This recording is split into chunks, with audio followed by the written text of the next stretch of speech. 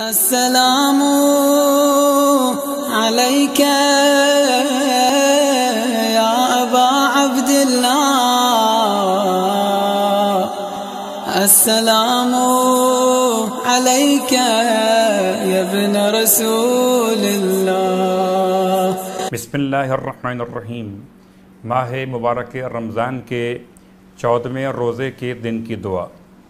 اللہم لا تؤاخذنی فیہ بالعثرات وأقلنی فیہ من الخطایا والحفوات ولا تجعلنی فیہ عرضا للبلایا والآفات بعزتک یا عز المسلمین۔ جس نے اس دعا کی تلاوت کی گویا ایسے جیسے اس نے انبیاء، شہداء اور صالحین کے ساتھ روزہ رکھا ہو۔ ماہ مبارک رمضان کے 14ویں روزے کا ثواب۔ پروردگار عالم حضرت آدم اور نوح علیہ السلام اور ان کے بعد حضرت ابراہیم اور موسیٰ علیہ السلام اور ان کے بعد جناب داؤد اور حضرت سلیمان کی ملاقات کا شرف عطا فرمائے گا، اور ہر پیغمبر کے ساتھ جیسے آج کے روزے دار نے 200 سال تک خدا کی عبادت کو انجام دیا ہو، یہ اس کے لیے ثواب عطا کیا جائے گا۔ ماہ مبارک رمضان کے روزوں کے مسائل میں مسئلہ کہ انسان اگر ماہ مبارک رمضان میں عورت اذان صبح سے پہلے حیض یا نفاس سے پاک ہو جائے اور جان بوجھ کر غسل نہ کرے تو اس کے روزے کا کیا حکم ہے؟ جواب: اگر غسل کے لیے وقت تنگ ہو تو تیمم کرے، اور اگر تیمم بھی نہ کرے تو اس کا روزہ باطل ہوگا۔ آغائے سیستانی روزہ پورا کرے اور بعد میں قضا بھی انجام دے گی۔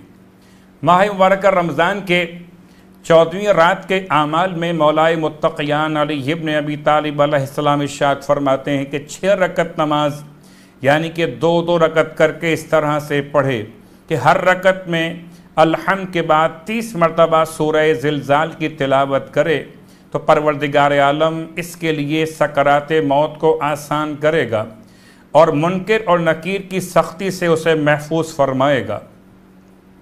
رسول خدا اس رات میں یہ دعا تلاوت کرتے تھے: یا اول الاولین و یا جبار الجبابرت و یا الہ الاولین والآخرین انت خلقتنی ولم اک شیئا مذکورا وانت امرتنی بالطاعت فاطعت سیدی جہدی وان کنت تواريت أو أخطأت أو نسيت فتفضل علي يا سيدي ولا تقطع رجائي وامنن علي بالجنة واجمع بيني وبين نبي الرحمة محمد بن عبد الله صلى الله عليه وآله واغفر لي إنك أنت التواب الرحيم۔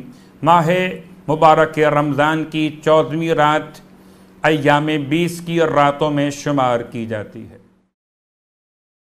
سورہ ماعون، اگر کوئی 1 ہفتہ نماز عشاء کے بعد سورہ ماعون کی تلاوت کرے گا تو چاہے بیٹے کا یا بیٹی کا رشتے کا جو مسئلہ ہے وہ حل ہو جائے گا۔